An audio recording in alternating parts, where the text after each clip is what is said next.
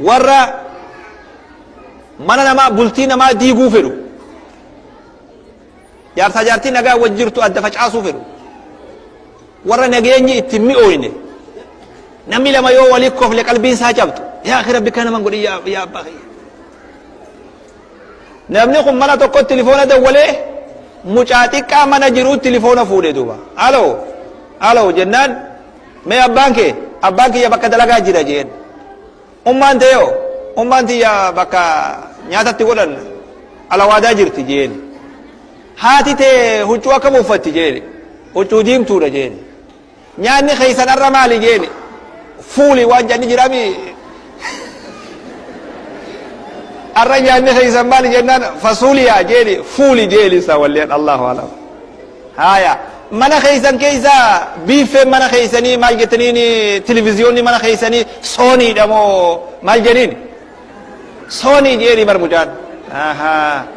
waa hunda fixateetuma telefoona cufe duuba mee dhaggeeffadha gajallot nama jaljalaan ta'inaa gizee hundaa'u duuba abbaan manaa galee toora laaqana kana alo waggaa inni jiru abbaa manaa telefoona fuudhe alo biyya arabaa sanuu arabni ni beeytanii araba fitnaasa alo jennaan eenyu moo jennaan haadha mana keetiin dubbisuu fedha haya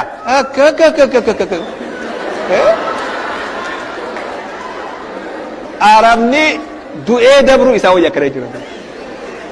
ana yaa mujrim haadha mana kiyyaa dubbiftaa jennaan yaaboo fincinqin jeen duuba haadhi mana keetii milikkatallee arra huccuu kanaa uffatti nyaanni keeysan kaarraa laaqanni akkana televiziyoonni mana keeysanii sooniidha mana keeysan afanni akkana maal irraa cinqite jeebar namtichi telefoona lafat deebiseetuma dhaqee jaarti sadeenis xilaaqa sadeenis siike je xilaaqa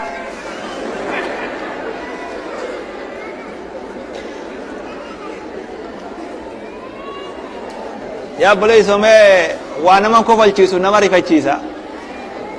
nama waan hubanne akkatti hamaa laalatu